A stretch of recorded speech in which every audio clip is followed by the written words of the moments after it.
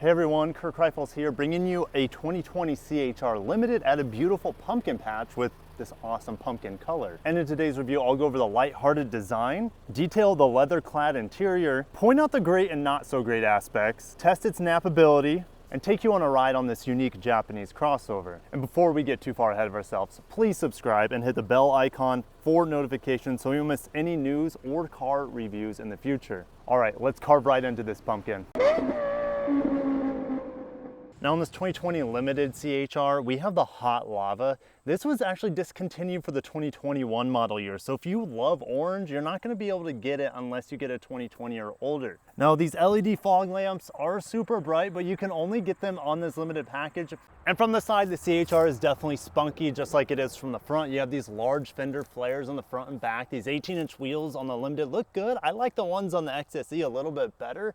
You got power folding mirrors on this one in the Limited grade. And the craziest thing about it all, guys, is this handle. This handle is actually really premium feeling. It's like a luxury grade handle. It feels a lot better than $100,000 luxury cars.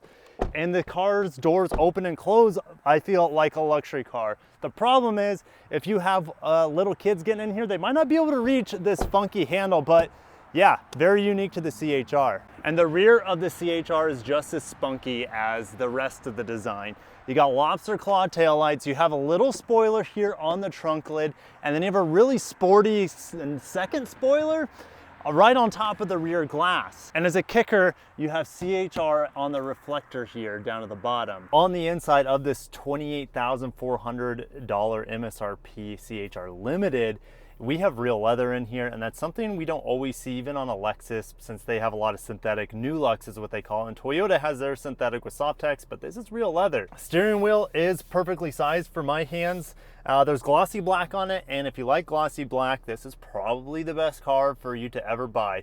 Glossy black here on the dash, glossy black on the screen, glossy black around the shifter and the cup holders and on the doors as well. Speaking of the doors, you have this crazy diamond pattern that is not only in the top part of the door, but also on the bottom part of the door.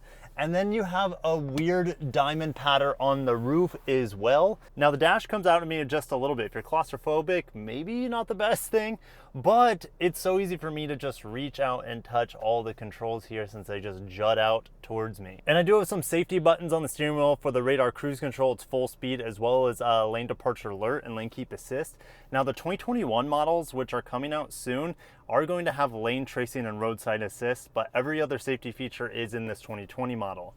In the back of the CHR, I don't have a lot of legroom, but it's acceptable. My knees barely touch, and it's a nice soft leather back. Now there's no USB ports, and there is no armrest, and there is a very nice flap here for child seat adapters, but really, yeah, no USBs? Come on, it's a young person's car, right? In America, we only get one engine spec for the CHR. No hybrids, no all-wheel drive. We get a front-wheel drive setup with a 2-liter, 144 horsepower, 138 pound-feet of torque. And this 3ZR engine is the only car that it's available here in the United States. It's kind of interesting that they didn't put the more modern M20A FKS engine that we see in the Corolla, as well as the Lexus UX. And both of those engines are mated with a direct shift CVT. This just has more of the traditional CVT without the real first gear. But despite its meager performance numbers on paper, we will put it to the test in a 0 to 60 here shortly. And throughout my testing these past few days with the CHR, I'm easily getting about 31, 32 miles per gallon in mixed driving. Now inside the hatch of the CHR, you could probably use it for tailgating. As you can see how easy it is for me to just sit back here. Now there is 19 cubic feet of space behind these rear seats, and there's 36 cubic feet when you fold these bad boys down. Speaking of which, how does this car score in napability? As for the napability, guys, you just have to fold your body up a little bit. It's totally nappable. You're not gonna be able to stretch out all the way unless you're like 5 feet tall, 6'1". I gotta fold up a little bit, but that's how I sleep anyways. Now, there are a lot of unique features about the CHR. To me, my favorite ones gotta be the light show. The daytime running lights span the half of the length of the hood, and they double as blinkers as well as the daytime running lights. There's actually a pretty attractive ambient lighting inside the cabin at night. It's a nice soft color that'll keep you awake at night, And it's something we don't even see on a lot of the more premium Lexus cars is ambient lighting. So it's a nice touch to see in here in the limited CHR. And the last light feature that really gets me going is the puddle lamps that are on the mirrors. When you walk up to the car at night, put your hand on the handle, you get puddle lamps that shine on your shiny little flip-flops and welcome you into the CHR in case you forgot what you were driving, because it, you know, obviously says CHR. And despite all its unique quirks and mesmerizing light show, the CHR does have some disappointing features to it. If you accidentally leave your seatbelt off, you'll kindly be reminded to never do it again. Do you guys hear that right now? So loud, oh my gosh. The nylon tonneau cover is all but useless, and I find it much more user-friendly to just remove it altogether. And if you want an interior color that's not black, well, you're out of luck. Every single trim in the CHR comes in black. Now, 0 to 60 was the most requested choice for you guys in the Luxurious Fleet poll that I had about the CHR. So without further ado, we're gonna put this 144 horsepower and CVT transmission to the test.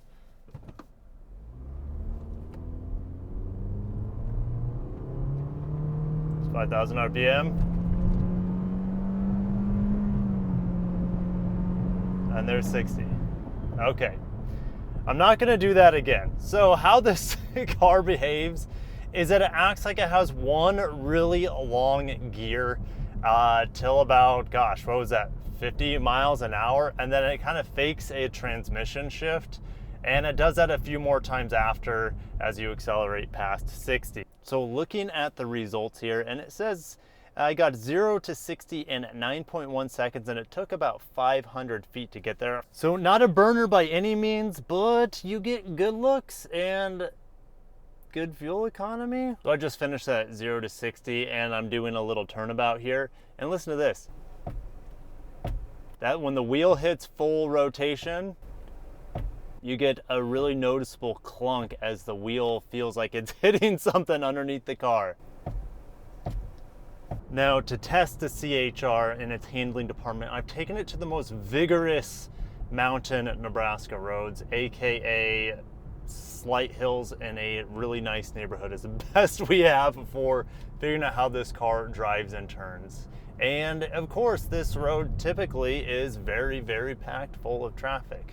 So I'm just waiting for this awesome utility truck to turn, and then we're going to burn. All right, turn. I know it's a stop sign. Okay, let's go. Now, CVT is not as bad as many others I've tested, but it's still not an enjoyable experience when you push it hard. Going around this corner here, this thing handles pretty well, and this is pretty real life situation with cars pulling out in front of you. Going through the turn there's all sorts of bumps and everything, and I was pushing the lateral G's as much as you probably want to in a CHR, and I felt planted. It never felt squirrely or anything, and no one's going to be buying this car to take around the track. Just know that it's more than capable of handling the turns, and it's more capable than most people's capabilities. Now, it actually cruises really well on the interstate. It definitely gets along with very little effort, it feels like. Maybe it's really aerodynamic with its really cool, funky design, but we're gonna try some passing here just to see what kind of power we have. And all 144 horsepower. It's floored right now, and yeah, I mean, it's gonna take a while to pass anyone, especially if you're going over 60 miles an hour. Now, blind spots are a thing in this vehicle. They actually don't bother me, and the reason is you have blind spot monitoring here, and that works just well. Now, it's not as good as, you know, the Mazda I was in where you had a heads-up display. Speaking of which, you can't get a heads-up display in this vehicle, but Mazda had the blind spot monitor show up in the heads-up display. Here, you're relegated to actually looking in the mirrors like a normal person. So final thoughts of the CHR. Well, it doesn't have a lot of power, just fine. It doesn't accelerate that quickly with its CVT mated to that meager 144 horsepower. But when you're not pushing it hard, it's not bad. It's actually a really smooth ride. I think it's redeeming quality since it doesn't have hybrid efficiency, since it doesn't have all-wheel drive in a crossover, at least here in the United States it doesn't. I think it's #1 redeeming quality if you're in the market for a fun SUV is its styling. Nothing else looks like it. It looks really, really cool. And Toyota, I gotta applaud you for kind of getting outside your comfort zone, having a really fun, spunky design that kind of goes against the stereotype that Toyota doesn't really build inspiring cars. This design is inspiring. All the lights on it are super cool and unique. All the curves, weaves, and even the funky interior with its diamond cladding is something you're not really gonna see anywhere else. And when you equip it like this Limited is, around $28,000, you're getting really close to entry-level all-wheel drive RAV4 territory with a whole lot more power, a whole lot more space, traditional transmission. That's where I don't know if I can recommend the Limited grade, but the XSE and the SE grades are probably a better fit for most people who are looking for this car. Well guys, I hope you enjoyed my take with the CHR. It's been a ton of fun and it would be a wonderful vehicle for most people going to work, daily commuting, that sort of thing. So I'll see you guys in the next review. If you made it this far, definitely, there's a bug slap me in the face. Definitely subscribe if you're not already. Hit that like button and I'll catch you guys in the next review. We got a lot of reviews coming down the hatch. Thank you so much. Take care of yourselves and peace out. And most of us don't. That was a really loud semi.